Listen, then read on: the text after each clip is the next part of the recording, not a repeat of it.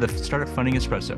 I'm Hall T. Martin, where we talk about how to raise funding and invest in startups and the time it takes to drink an espresso.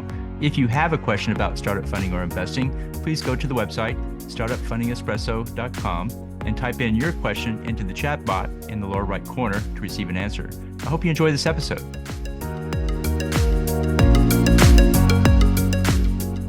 Hello, this is Hall T. Martin with the Startup Funding Espresso, your daily shot of startup funding and investing. In fundraising, the founder encounters a variety of investors. Some are concerned about the return, some about the traction, and others about the valuation. For those focused on valuation, here are some key steps to consider. First, check their knowledge of current market valuations. Ask what valuations they've seen on recent fundraisers and exits that match your company. Next, identify what they consider the most important factors that drive valuation. This could be revenue, growth rates, team, or other. And finally, ask what valuation they would ascribe to your deal.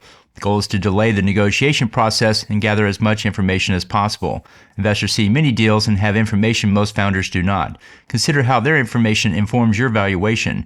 Once you decide on a valuation, stick with it and approach investors who are not as concerned with it. Raise a meaningful amount of funding for the deal and find comps that support your valuation. Only then do you engage the original investors, but now there's evidence that other investors are in the deal. Thank you for joining us for the Startup Funding Espresso, where we help startups and investors connect for funding. Let's go start listening to today. Hall T. Martin is the director of Investor Connect, which is a 501c3 nonprofit dedicated to the education of investors for early stage funding. All opinions expressed by Hall and podcast guests are solely their own opinions and do not reflect the opinion of Investor Connect.